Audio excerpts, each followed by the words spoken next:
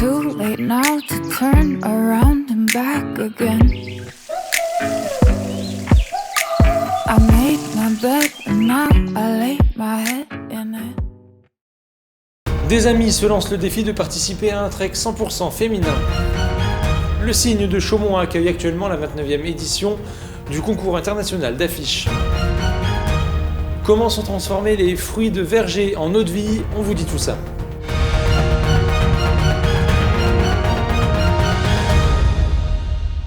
Bonsoir à tous et bienvenue dans votre journal week-end du 28 mars 2021.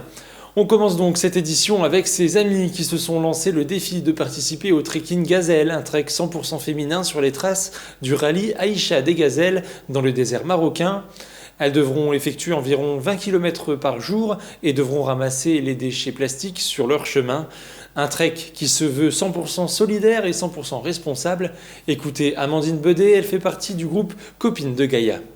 C'est un projet qui a débuté de la part d'Aurélie, une de mes coéquipières. Elle a lancé le sujet à la deuxième, Julie, qui m'a tout de suite contactée pour me demander si j'étais OK. Et du coup, ça s'appelle le Trekking Gazelle. C'est un trek qui est organisé par l'agence qui organise le rallye Aïcha des Gazelles, qui est peut-être un petit peu plus connu. Mais là, du coup, c'est une première édition. Donc, c'est une course d'orientation qui s'effectue dans le désert, au Maroc, du 6 au 11 novembre. À l'aide d'une boussole, de cartes, on est censé retrouver des balises dans le désert. L'association qui organise cet événement s'engage à reverser donc, de l'argent au secours populaire. Alors oui, normalement, la première édition, ça devait se passer l'année dernière. Et finalement, ça sera cette année. Donc on recherche activement des sponsors, donc que ce soit des entreprises, des particuliers.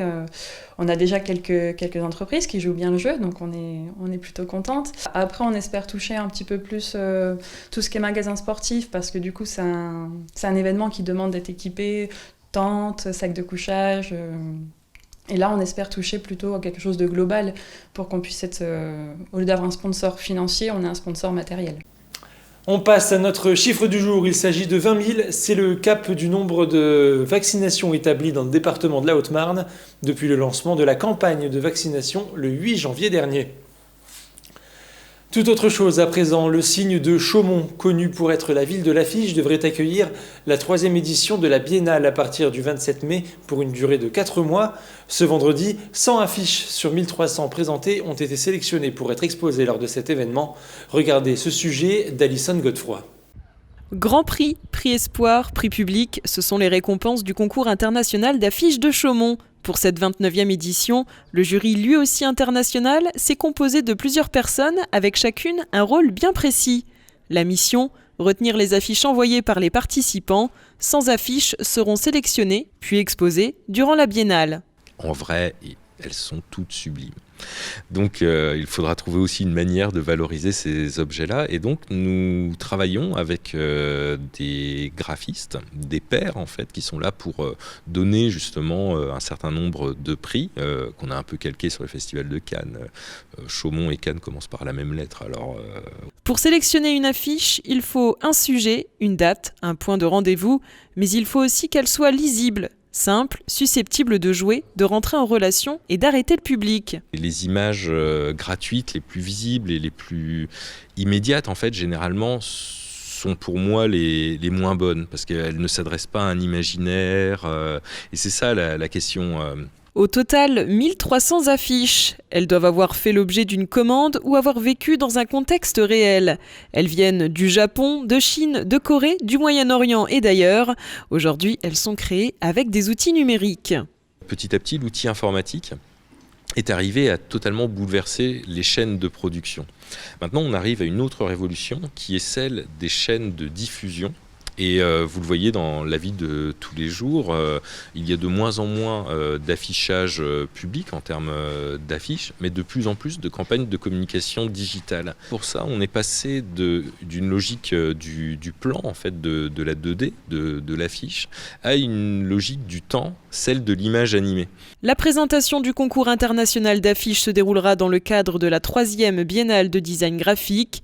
Malgré la crise sanitaire, les designers n'ont pas hésité à candidater. Il me semble que 1200 affiches montre qu'il y a encore une forte mobilisation et un fort intérêt de la communauté des designers graphiques pour candidater dans ce contexte-là. Et depuis 1990, les affiches envoyées par les graphistes sont à l'origine aujourd'hui d'une collection d'environ 45 000 pièces conservées ici au Centre national du graphisme à Chaumont. Connaissez-vous les bouilleurs ambulants? Ce sont ceux qui transforment les fruits du verger en eau de vie. Cependant, ce métier attire de moins en moins et les départs en retraite sont de moins en moins remplacés. À Cheminon, pourtant, certains pratiquent encore. Regardez ce sujet de Théo Raguin.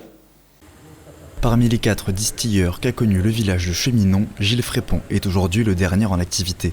Son métier, transformer les fruits du verger en eau de vie. Mais attention à ne pas confondre le distilleur avec le bouilleur de cru, une chose à laquelle le cheminonnier tient beaucoup. Le métier de bouilleur, c'est bouilleur ambulant ou distillateur. Et donc la personne qui amène ses fruits au distillateur, c'est le bouilleur de cru. Le bouilleur de cru, c'est la personne qui vient faire distiller ses fruits à l'atelier. Voilà, donc c'est la personne qui avait le droit à l'époque que des 10 litres d'alcool pur soient payés de taxes. Cette personne-là était inscrite au registre des bouilleurs de cru. Bouilleur ambulant, vous l'avez bien entendu. À l'origine, le distilleur se déplaçait de village en village pour produire de l'alcool. Et l'alambic de distillation de Gilles Frépon est à l'origine conçu pour être mobile. Le père, il portait, il y avait un attelage, il portait avec un cheval. C'était un cheval qui tirait l'alambic. Et puis bon, après, il avait mis un V, il tirait avec un tracteur. C'est assez bien équilibré. Cependant, le distilleur de Cheminon a préféré fixer son matériel dans son atelier et c'est ici qu'il produit de l'alcool avec sa femme depuis déjà plusieurs années. Pour moi, je revis, j'oublie les problèmes de santé, voilà.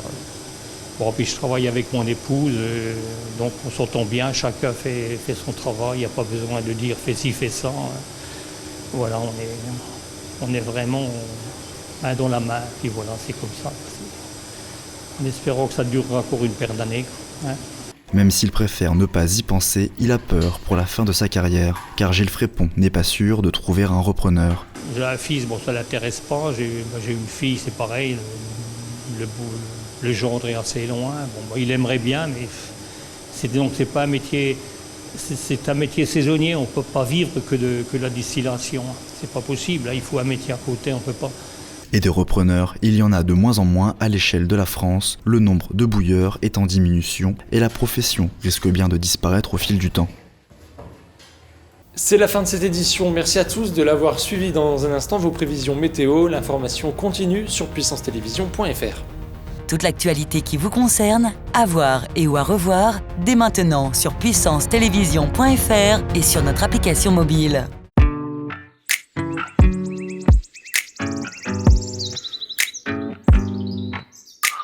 It's too late now to turn around and back again. I made my bed and now I lay my head in it.